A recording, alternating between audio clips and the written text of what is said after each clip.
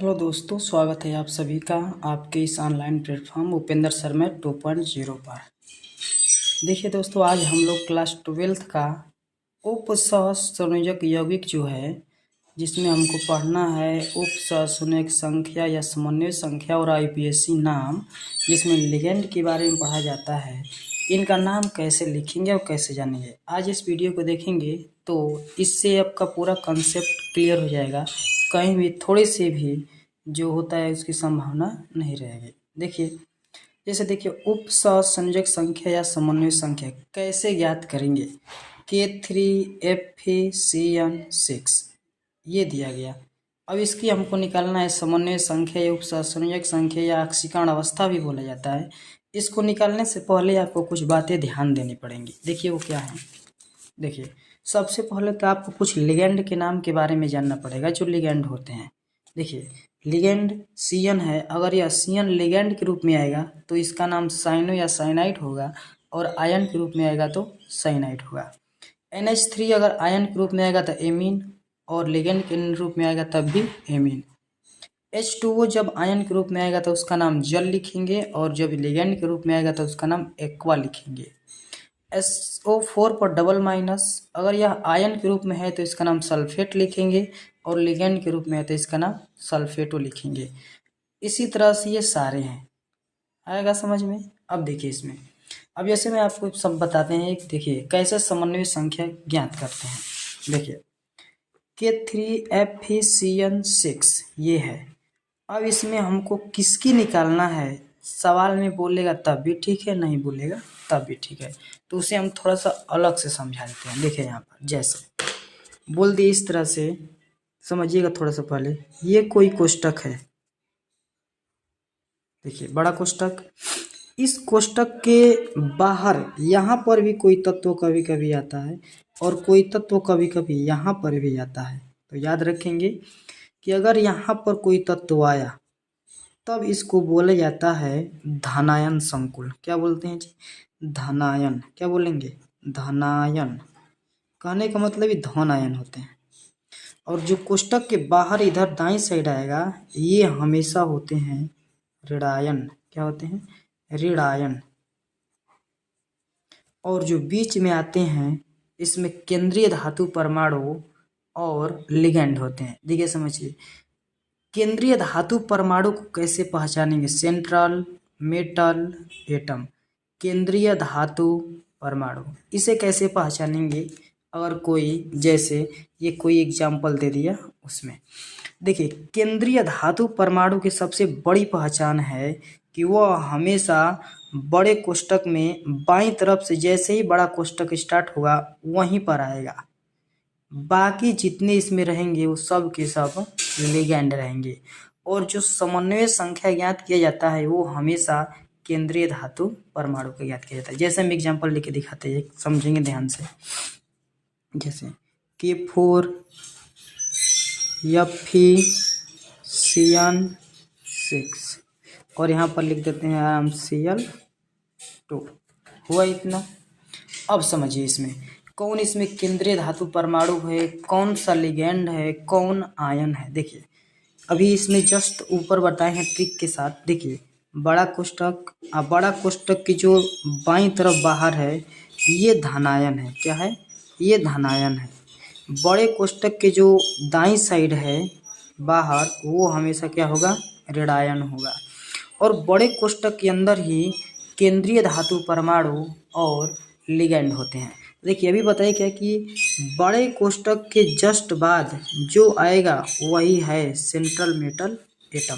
तो यहाँ पर जो Fe है, Fe यही केंद्रीय धातु परमाणु है, सेंट्रल मेटल एटम है। और इसके बाद जितने सभी आएंगे सभी के सभी क्या होंगे? लिगेंड होंगे। क्या होंगे? लिगेंड। फिर से समझिए क्या करें। अगर बड़े कोष्टक के बाहर कोई आ गया बाईं तरफ तो वो धनायन है। बड़े कोष्टक के अगर दाईं तरफ कोई आ गया तो ये ऋणायन रहेगा। और हमेशा केंद्रीय धातु परमाणु और जो लिगेंड होते हैं हमेशा कोष्टक के भीतर होते हैं। तो जो बड़े कोष्टक के जस्ट बाद आएगा वही है हमारा केंद्रीय धातु परमाणु, और जो उसके बाद जितने भी उसमें आएंगे सभी के सभी लिगेंड हैं। अब हम आते हैं आपको इतने, या उम्मीद करते हैं कि आप अच्छे से समझे होंगे। अब हम आपको बता रहे हैं उप सहसंयोजक संख्या और समन्वय संख्या कैसे ज्ञात करते हैं। ध्यान से देखेंगे, देखिए K3Fe अब इसमें केंद्रीय धातु परमाणु कौन है, तो इसमें केंद्रीय धातु परमाणु कौन है, बड़े कोष्ठक की जस्ट बताया है, Fe है। K क्या है, तो यह धनायन संकुल है। Cn क्या है, तो यह लिगेंड है। अब इसमें जो हमको समन्वय संख्या बताना है वो Fe का ही बताना है। तो कैसे लिखेंगे, तो देखिए सभी के आक्सीकरण संख्याओं को जोड़ देंगे और ऊपर अगर कोई घात है तो उस घात के बराबर करेंगे और घात नहीं है तो 0 के बराबर करेंगे। देखिए के जो होता है इसकी आक्सीकरण संख्या +1 होती है। तो देखिए के 3 है तो लिखेंगे 3 गुणे 1।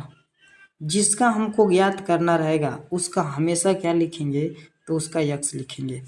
प्लस Cn कितना है, तो Cn 6 है तो 6 गुणे Cn का जो ऑक्सीकरण संख्या होता है वो -1 होता है, बराबर इस पर कोई चार्ज नहीं है, इसका मतलब उदासीन संकुल है, इसलिए कितना के बराबर, 0 के बराबर। इसी को हल कर लेंगे। 3 का 1 में गुणा 3 प्लस x और माइनस का प्लस में गुणा हुआ -6 इजिकल टू 0।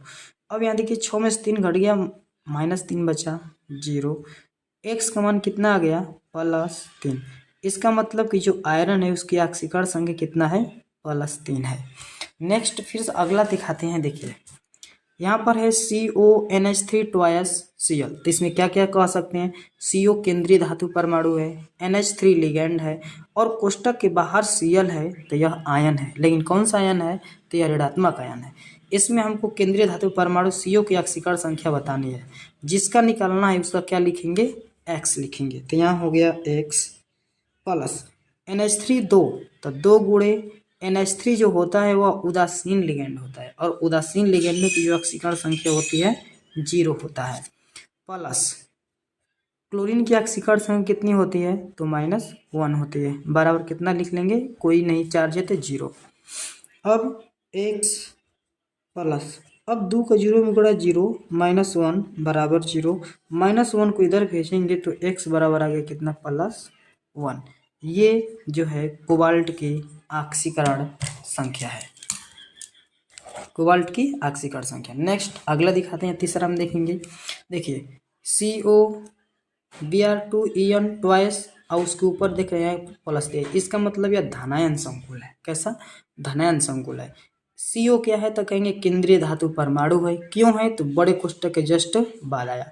Br क्या है, तो लिगेंड है। En क्या है, तो यह भी लिगेंड है। अब लिखेंगे तो क्या, देखिए CO को निकालेंगे, CO की ऑक्सीकरण संख्या क्या लिख लिया, यक्स प्लस Br 2 है तो लिखेंगे 2 गुणे Br जो होता है ऋणात्मक लिगेंड, उसका ऑक्सीकरण संख्या -1 होती है, प्लस 2 गुणे En जो होता है एथिलीन डाई एमीन, इसका क्या नाम है, एथिलीन। देखिए यहाँ पर En, इसका क्या नाम है, एथिलीन डाई एमीन, और इस पर कोई चार्ज नहीं है, इसका मतलब यह उदासीन लिगेंड है, इसलिए इसकी ऑक्सीकरण संख्या क्या लिखेंगे, 0 बराबर। अब देखिए यहाँ बराबर क्या लिखेंगे, तो देखिए तो पूरे बड़े कोष्ठक के ऊपर कौन सा चार्ज है, प्लस चार्ज है, जितना है उतना के क्या कर लेंगे, बराबर कर लेंगे। अब यहाँ से देखिए यही प्लस जितना रहेगा उतना, जितना माइनस रहेगा उतना रखेंगे। अब x -2 और 0 में गुणा हुआ 0 बराबर 1। अब 2 को इधर भेज लेंगे तो x 1 -2 है, हो गया +2 इजिकल टू कितना आ रहा है, +3। ये हो गया आपकी कोबाल्ट की ऑक्सीकरण संख्या। अगला देखते हैं 4 नंबर एग्जाम्पल। देखिए इसमें CO H2O Cn En और ऊपर कितना चार्ज है, +2 चार्ज है। CO क्या है, तो CO केंद्रीय धातु परमाणु है, H2O लिगेंड है, Cn लिगेंड है, En भी लिगेंड है, लेकिन इस पर +2 है, इसका मतलब यह धनायन है, धनायन संकुल है। अब CO की ऑक्सीकरण संख्या निकालेंगे तो इसकी ऑक्सीकरण संख्या नहीं पता, इसी को करना तो लिखेंगे यार। H2O जो होता है उदासीन लिगेंड होता है, इसलिए इसकी ऑक्सीकरण संख्या 0 होती है। प्लस Cn 1 है तो इसकी ऑक्सीकरण संख्या होता है कितना, -1 प्लस 2 गुणे En की ऑक्सीकरण संख्या उदासीन लिगेंड है, इसलिए क्या लिखेंगे, 0 बराबर ऊपर जितना चार्ज है उतना के क्या कर लिए, बराबर। अब इसको हल कर लेंगे, x -1 प्लस 0 बराबर +2। अब -1 को इधर भेज लेंगे तो x बराबर आ गया +2 और +1, उत्तर आ गया कितना, +3। 3, ये आंसर है। नेक्स्ट देखिए यहाँ पर इतना बड़ा सा एग्जाम्पल है, बड़े कोष्टक के अंदर Pt, En, NH3 NO2Cl SO4। अब समझिए इसमें Pt क्या है तो कहेंगे कि यह क्या है, केंद्रीय धातु परमाणु है। En क्या है तो En लिगेंड है। NH3 क्या है तो यह भी लिगेंड है। NO2 यह भी लिगेंड है। Cl यह भी लिगेंड है। SO4 क्या है तो यह लिगेंड नहीं, यह ऋण आयन है। आयन है लेकिन ऋण आयन है क्योंकि कोष्टक से बाहर है। अब यहाँ पर हमको प्लेटिनम की ऑक्सीकरण संख्या क्या करनी है बतानी है, तो लिखेंगे प्लेटिनम का क्या लिख लिया यक्स। En की ऑक्सीकरण संख्या जानते हैं उदासीन लिगेंड है इसलिए 0 प्लस 2 गुणे NH3 भी उदासीन लिगेंड है इसलिए इसकी ऑक्सीकरण संख्या 0 प्लस NO2 जो होता है ऋणात्मक लिगेंड होता है और NO2 का जो ऑक्सीकरण अवस्था होती है वो -1 होती है। क्लोरीन की भी ऑक्सीकरण संख्या -1 होती है। SO4 जो होता है SO4 पर डबल माइनस होता है इसलिए इसकी ऑक्सीकरण संख्या -2। अब इस पर कोई चार्ज नहीं है इसलिए बराबर कितना कर लिए 0 x।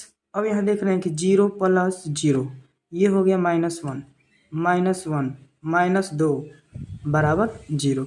अब जोड़ के इधर भेजेंगे तो आएगा x बराबर +4। इसका प्लेटिनम की ऑक्सीकरण संख्या कितनी है +4 है। यहाँ देखेंगे एक और एग्जाम्पल है ZnOH4 और ऊपर -2। अब जिंक क्या है तो यह केंद्रीय धातु परमाणु है। OH क्या है तो OH लिगेंड है। अब यहाँ क्या करेंगे तो Zn की ऑक्सीकरण संख्या ज्ञात करनी है हमको, तो Zn क्या लिखेंगे x। OH 4 है तो 4 गुणे OH की ऑक्सीकरण संख्या -1 होती है बराबर जितना है उतना की क्या कर ली बराबर, ये हो गया x -4 बराबर -2। x बराबर -2 और -4 है तो क्या बना +4। x बराबर घटाएंगे तो आ गया कितना आपका, x बराबर कितना आ गया +2। ये है इनकी ऑक्सीकरण संख्या। कोई भी उपसहसंयोजक यौगिक है तो उसकी ऑक्सीकरण संख्या इसी तरह से ज्ञात करेंगे। अगर वीडियो पसंद आया हो तो वीडियो को लाइक कीजिए और चैनल को सब्सक्राइब कीजिए और कमेंट में बताइए कि आज का यह वीडियो कैसा लगा। धन्यवाद।